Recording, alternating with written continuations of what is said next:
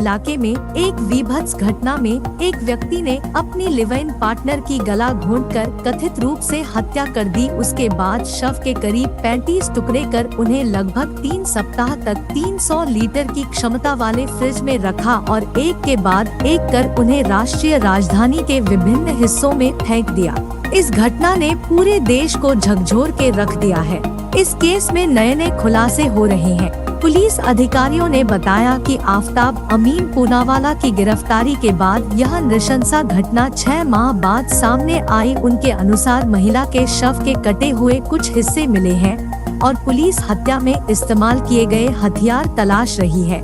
विश्वासघात और छल की इस दुखद घटना में आरोपी आफताब अपराध करने के 6 महीने तक बचता रहा। पूछताछ में उसने बताया कि हत्या को अंजाम देने के बाद वह उसी घर में रह रहा था जहां वे दोनों साथ रहते थे। उससे पूछताछ में हत्या का ब्यौरा सामने आने के बाद शनिवार की सुबह उसे गिरफ्तार किया गया। आफताब पूनावाला ने जांच के दौरान पुलिस को बताया कि शादी को लेकर हुए झगड़े के बाद उसने श्रद्धा वाकर की हत्या की और उसके शरीर को टुकड़ों में काटने का विचार उसे एक अमेरिकी टेलीविजन सीरीज डेक्स्टर से आया।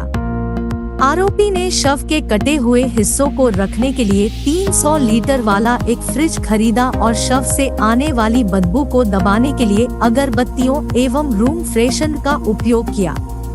जांच में यह भी सामने आया कि आफताब रात के समय शरीर के टुकड़ों को फेंकने के लिए निकलता था। वो इस बात का ध्यान भी रखता था कि शरीर का कौन सा हिस्सा जल्द से जल्द सड़ना शुरू हो जाता है और उसने उसी को देखते हुए शरीर के हिस्सों को फेंकना शुरू किया। इंडियन एक्सप्रेस पर छपी एक रिपोर्ट के मुताबिक आफताब ने जिस समय श्रद्धा के टुकड़ों को फ्रिज में रखा हुआ था वह उस समय अपने महरौली वाले किराए के फ्लैट में एक महिला डेट के लिए भी लाया था। सूत्रों ने बताया कि आफताब कथित तौर पर दूसरी महिला एक मनोवैज्ञानिक के संपर्क में उसी डेटिंग ऐप से आया जिसके माध्यम से उसकी श्रद्धा वाकर से 2019 में मुलाकात हुई थी।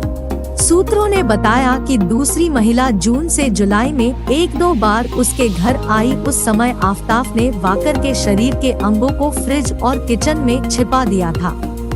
जांच में सामने आया कि 18 मई को श्रद्धा वाकर की हत्या के बाद पूनावाला ने अपने इंस्टाग्राम अकाउंट में लॉग इन किया और अपने दोस्तों को यह संदेश दिया कि वह अभी भी जीवित है। उन्होंने उसके क्रेडिट कार्ड के बिलों का भुगतान भी किया ताकि कंपनियां उसके मुंबई के पते पर संपर्क न करें।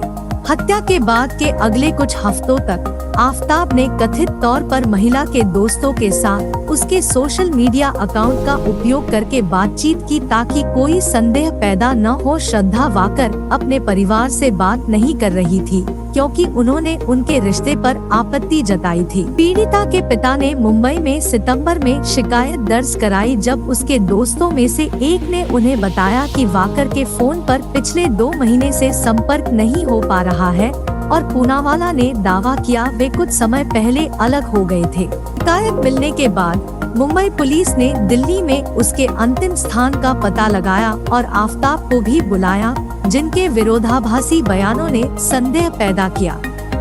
मुंबई पुलिस के एक वरिष्ठ अधिकारी ने बताया, मुंबई पुलिस ने आफताब और श्रद्धा का कॉल डिटेल रिकॉर्ड (CDR) निकाला और पाया कि उसका मोबाइल मई से बंद था।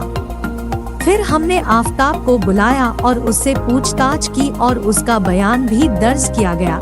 8 नवंबर को मुंबई पुलिस ने महरौली थाने में श्रद्धा के लापता होने की सूचना दी थी। जांच के दौरान आफताब के आवास पर छापेमारी की गई और उसे हिरासत में ले लिया गया।